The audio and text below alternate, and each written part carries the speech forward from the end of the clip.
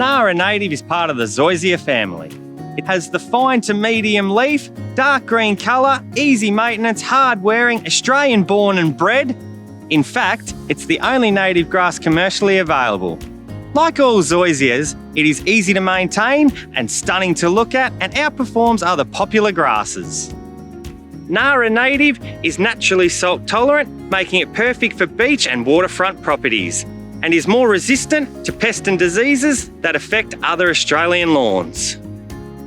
It requires less mowing, fertiliser, pesticide and dethatching than other varieties, and it works well in full sun and can handle high traffic and semi-shaded areas. This place laid its Nara Native Zoysia 3 months ago.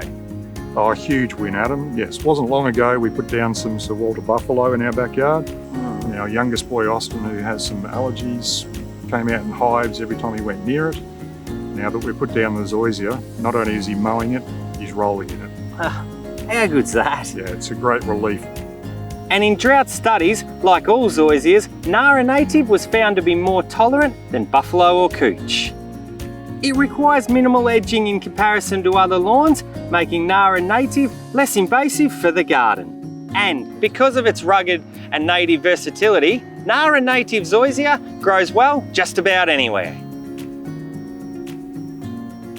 So in 2019 we had the Phrygian fires, and which weren't very far away. We wanted to create a fire break here, and we wanted a native turf, and the council actually were very happy with it, and they also had to have it so that they could access fire trucks along here to put a fire out if ever need be. And that's why we've gone with this native Nara.